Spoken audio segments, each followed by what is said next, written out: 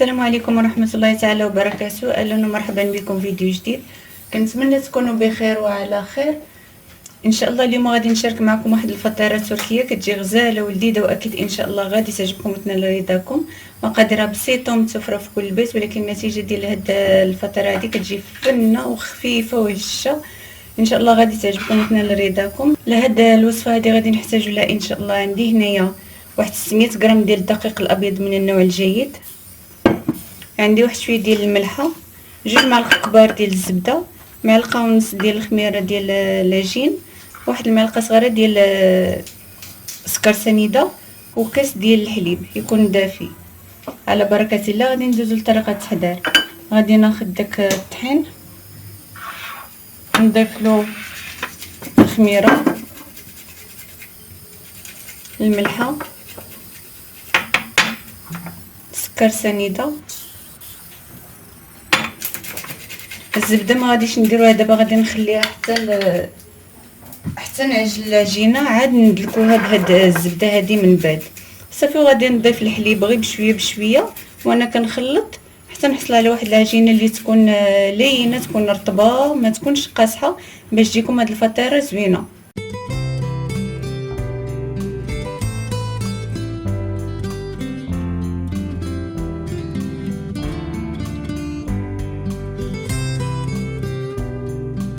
صافي من بعد ما عجنت العجينه كتجي على هذا الشكل هذا كما كتشوفوا. دابا غادي نغطيها بسلوفان وغادي نخليها حتى يضاعف الحجم ديالها، ونطلقوا باش نشكلوا ديك التخليطه اللي كتكون من فوق هذه الفطيره.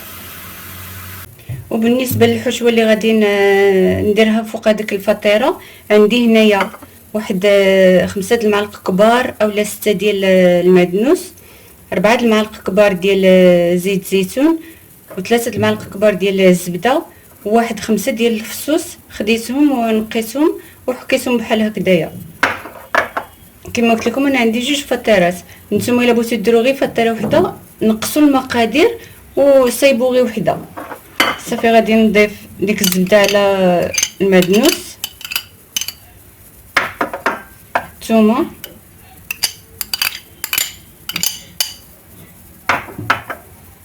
والزيت. ما ديروش زيت المائده، ديروا زيت زيتون باش كتجي الحشوه بنينه. غادي نخلط هاد العناصر مزيان ونضيف واحد شويه ديال الملحه،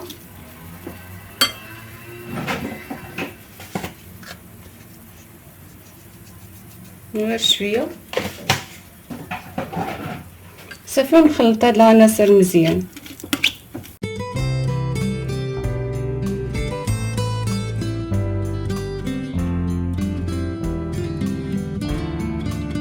العجينه كما كتشوفوا راه ضاف الحجم ديالها هانتوما. صافي غادي نحيدها، غندير شويه ديال الدقيق باش ما يلصقليش العجين.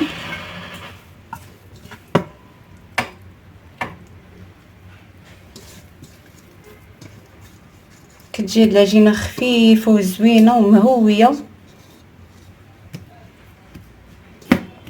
صافي غادي نحاول ندير لها هكذايا ونقطعها على 2.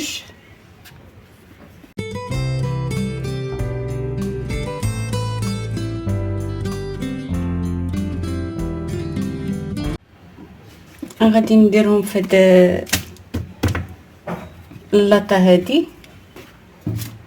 صافي وغادي نغطيها بالسلوفان وغادي نخليها واحد 5 دقائق باش تسهل عليا باش نسرحها، ماشي تخمر، غير واحد 5 دقائق ولا 3 دقائق غير باش تسهل عليا نقرصها مزيان.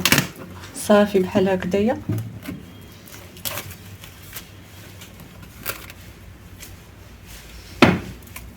ونرجعو من بعد.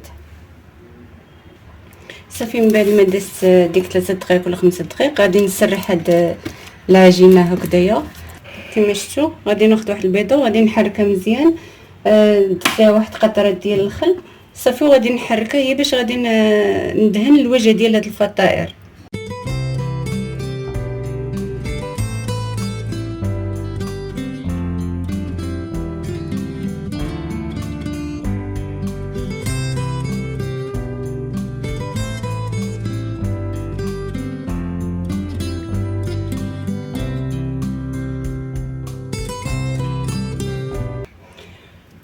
وغادي نجيبو داك الخليطه ديال المعدنوس اللي وجدنا صافي. غندهن بها هاد الوجه ديالها.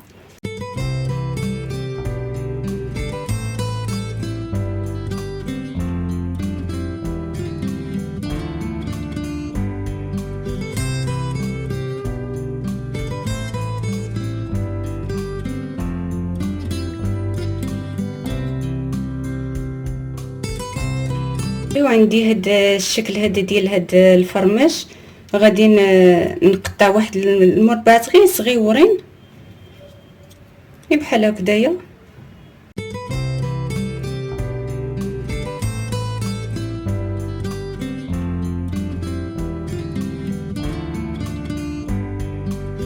صافي دابا غادي نخليها حتى يضاف الحجم ديالها وتخمر مزيان، وغادي نسخن الفرن يكون سخون مزيان، وغادي ندخلو هاد الفطيره ونخليها على حراره متوسطه غير تطلع وتحمر وطيب من التحت وتحمر من الفوق تاخذ اللون الذهبي ديالها. وغادي نضيف ليها واحد شويه الفرماج قبل ما ندخلها للفران. غادي ندير لها شويه ديال الفرماج احمر بحال هكذايا، اولا الموتزاريلا اللي متوفر عندكم استعملوه بحال هكذايا.